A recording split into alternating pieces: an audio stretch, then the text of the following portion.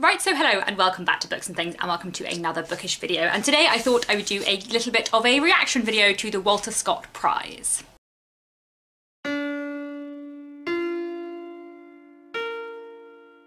So in general, I'm not someone who follows a lot of literary prizes. A lot of the big ones, such as the Man Booker Prize, tend to be very hit and miss for me. I have loved some of the things that have won the Man Booker Prize and I have really hated some other things that have won the Man Booker Prize. Partly this is because the Man Booker Prize sometimes tends to favour very experimental things, and while I enjoy literary fiction, if it's too experimental it often won't be for me. In general, the two prizes that I kind of have the most time for and follow the most are the Costa Book Prize, which is more kind of reading groupy than literary and a bit less experimental, and also the Walter Scott Prize, which is for historical fiction. And as most of you who watch this channel will know, I love historical fiction a lot. One thing I always really enjoy watching on BookTube is people's like prize videos where they read the whole long list for a particular prize and make videos about the books in that prize. And when the Walter Scott Prize was going on last year, I said to myself, next year I am going to read the whole long list of the Walter Scott Prize and make videos reviewing every single book, and it'll be really, really cool. Now, the long list of the Walter Scott Prize was announced last week. I do not think I'm going to read every single book on the long list, mostly just because when I had that thought last year, I worked in non-fiction publishing, and now I work in fiction publishing and I have a lot more to read for work, and I just don't think I have the time. However, out of the long list of 12, I have already read 2 of them. There are another 2 which I know I won't read regardless of anything because they're part of series and they're, you know, book 2 or book 7 in a series. So that only actually leaves 8 books, which is still quite a lot. And also the books that I can read from the long list will be slightly limited by whether or not I can get my hands on them. I'm not going to buy 8 books. I might be able to get some from the library. I might try and track down a couple of review copies, but it's more than possible that there might be some books which I just can't really justify buying to myself unless I'm really, really keen to read them and would be reading them even if they weren't on the long list for the Walter Scott Prize. But what I thought I might do is just pick a few books from the long list that I'm interested in, try and get my hands on them, and then when the shortlist comes out, I might try and read the whole shortlist, excluding any books that are part of a series, because I don't really want to start in the middle of a series. Basically, I would like to read some of the Walter Scott long list, but I'm not going to commit myself to reading all of them because I know that I have a lot of stuff to read at the moment. I'd be interested to know how you would like me to track my Walter Scott Prize long list reading progress, if you would like kind of dual review videos, which I've seen people do before, or like trio review videos. So let me know your thoughts on that down in the comments. But now that I've discussed my like reading plans for the Walter Scott Prize, I wanted to do a bit of a reaction video and talk you through the books that are on the list. So as I said, there are 2 books on there that I've read. That is The Western Wind by Samantha Harvey and Washington Black by Essie Eschagan. I really enjoyed both of those books and I'm so glad to see them on the long list. I was kind of hoping, though not necessarily expecting, that The Bedlam Stacks by Natasha Pulley would be on there. I haven't read this one yet, but it's a second novel by Natasha Pulley, whose first book, The Watchmaker of Filigree Street, I love so much and is like one of my favourite historical fiction books. However, saying that, I don't know about her second book, but her first book has some fantastical elements in, and I don't know what the Walter Scott Prize's definition of historical is and whether they eliminate anything with kind of more fantastical, magical elements, which might be why The Bedlam Stacks wouldn't have been possible.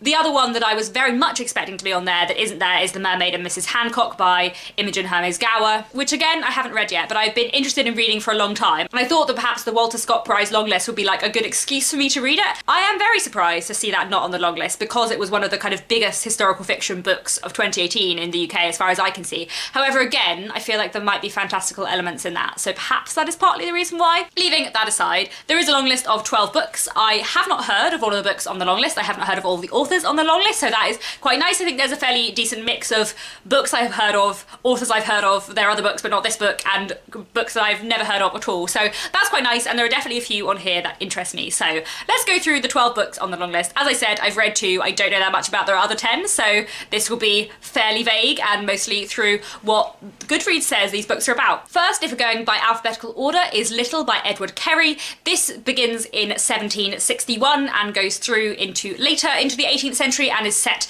in Switzerland and France, and it follows a girl called Marie who ends up becoming a wax sculptor and follows her life working in creating waxworks and also touches on the French Revolution. This sounds really interesting. I'm very interested in the French Revolution and kind of late 18th century France. So I think this is going to be a book that's going to really interest me. This is one of the ones on the long list that I hadn't heard of at all before the long list came out, but this is definitely one of the ones I think I am the most interested in. Next is A Long Way From Home by Peter Carey. This is set in 1950s Australia, and it's about a kind of road trip slash road race around the continent of Australia, and kind of looks at the crumbling of the British Empire in the 1950s and the kind of cultural effect that has on Australia. This sounds quite interesting, but I'm not as keen on reading it as I am of some of the other ones on the list. I think it's probably one of the ones that I might read it if it's on the shortlist, but I probably won't read it if it doesn't make the shortlist, because it doesn't super interest me as much as some of the other ones on the list. Partly probably because it's not the 18th and 19th and early 20th century where my main historical interest lies. If something is like pre-1700 or post-1950, I'm going to be slightly less interested in it, just because that's how my historical fiction brain works. Next is After the Party by Cressida Connelly. This is one of the books on the long list which I think has piqued my interest the most and which I really like to read, though I have been hearing mixed things about it. This is set in the summer of 1938 and follows a woman who has just returned to England after several years abroad. And I believe it's a looking back narrative where this woman, Phyllis, is looking back on the summer of 1938 from several years later. I love a looking back narrative. Many of my favourite novels are looking back novels. Just that's something in books that I tend to really, really like. And I'm also very, very interested in interwar Britain. So I think this is one that's going to be quite high up on my list and probably one of the first ones I read from the long list. Then we have Washington Black by S.E. Guan. As I said, this is one of the books on the long list that I have already read and which I really, really enjoyed. I read this on holiday back in September. I read it in one day. It follows the life of a boy called Washington Black who was born as a slave in early 19th century America, and it follows his life and what happens when he ends up leaving the plantation he has grown up on with the brother of his master. This is kind of an adventure story, but dealing with a lot of really complicated and serious themes. It's quite Dickensian, it's quite Jules Verne-esque, and it's just a really fantastic, enjoyable read, exploring issues of racism and science and culture and empire, and it travels all over the world to a lot of different countries, which is one of the things I really liked about it. This is a book I really enjoyed. I definitely hope it makes the shortlist. Then this is The Western Wind by Samantha Harvey. This is a proof copy I have here, but the final one looks quite like this, and this again is one of the ones that I have read and really enjoyed. I think Samantha Harvey is a great writer. She actually taught me on my creative writing masters that I did a few years ago, and I've read 3 out of 4 of her novels and I really enjoyed them all. The Western Wind is set in 15th century England. I said earlier that in general I don't super love books set before sort of 1700. This is an exception. I love this a lot. And one of the things I really love about this is that it works backwards. So we start on day 4, then we go to day 3, then we go to day 2, then we go to day 1. And on day 4, at the beginning of the book, we discover that a body has been found in this tiny village, and that our narrator, the priest of this village, is kind of struggling to work out quite what happened. And then we go through working back through the days and finally discover what happened. It's a really brilliant, really inventive and interestingly structured novel, really compelling, such great characterization, a really good exploration of kind of religion and morality. Definitely a book I would recommend, and again, one I hope ends up on the shortlist, partly so I don't have to read so many books for the shortlist, because I have this project in my head that I'd like to do, and also there's not enough time to read everything, so moving on. Next is Dark Water by Elizabeth Lowry. This is set, I believe, in the early 19th century and follows a ship called the USS Orbis as it departs from Boston, and I believe the main character is the ship's doctor. So I think I'm quite interested in this one. Obviously the 19th century is very much a time period that I'm very interested in, but I feel like novels set on ships are not necessarily going to be my thing. I don't know. I suppose I liked Washington Black, and that has a few ship bits. So Dark Water is one that interests me a bit, but doesn't necessarily interest me the most, and that might be one, again, which I read if it's on the shortlist and not otherwise. Next is Now We Shall Be Entirely Free by Andrew Miller.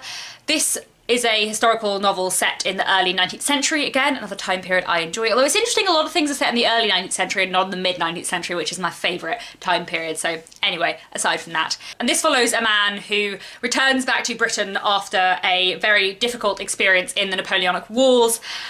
This is a time period I'm quite interested in. This is a book I'm quite interested in. Andrew Miller is an author I've heard quite a lot about. I think this is one I'd really quite like to read. I think it's also one of the longest ones on the long list, so I'm gonna see if I can get myself hold of a copy, and definitely one I'm intrigued by and interested in. And yeah, I think this is one that's fairly high-ish on my reading list. Next is Warlight by Michael Ondate. I would say that he is one of the most well-known authors on this list, although I've never read anything else by him. I know Warlight has received quite a lot of praise, but I feel like I haven't heard that many people I know talking about it who've read it. And this novel, I believe, is set just after the Second World War in Britain and follows 2 teenage siblings who seem to have been abandoned by their parents. It sounds very interesting. He's an author I've heard a lot about and have kind of been thinking about reading for ages, so one that is maybe in the middle of my list. We'll see. Next is The Wanderers by Tim Pearce. This is one of the ones I definitely won't be reading. It's the second in the West Country trilogy, and I believe this one is set just before and during the First World War and follows sort of two teenagers and their relationship over a long period of time. I haven't looked into this one as much because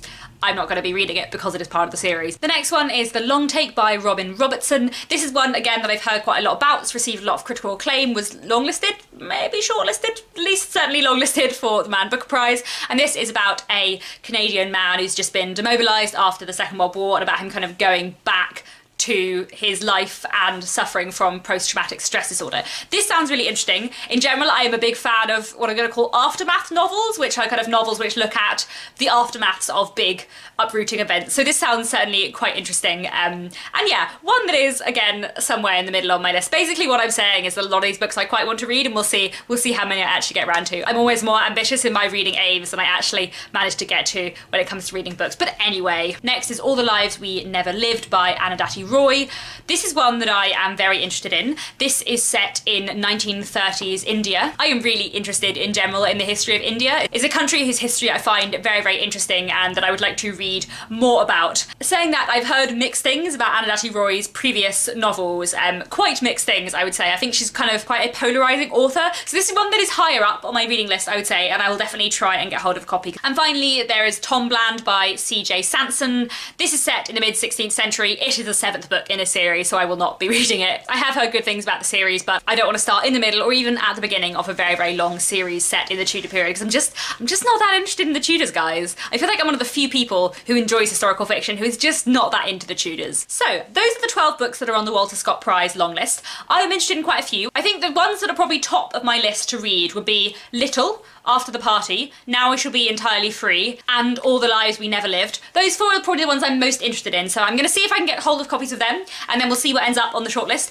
and I'll see if I do more reading for this, or if this is just a hypothetical that never ends up occurring. If I do read books for the Walter Scott long list, there will be videos, so let me know if you'd be interested in those videos and whether or not I should try and get to reading quite a few of these books. We'll see. As I said, I have lots of stuff to read for work as well, and lots of other books that I really want to read, but I would really like to read some of the Walter Scott long list because I love historical fiction a lot, and I need more of it in my life. So yes, I think that's all for now. Please let me know your thoughts down in the comments if you have been looking at the long list, if there are any books on the long list that interest you, if you've read any of these that you think I would really like, please let me know. That would be very helpful. And that is all for today. Thank you very much for watching, and I'll be back very soon with another bookish video.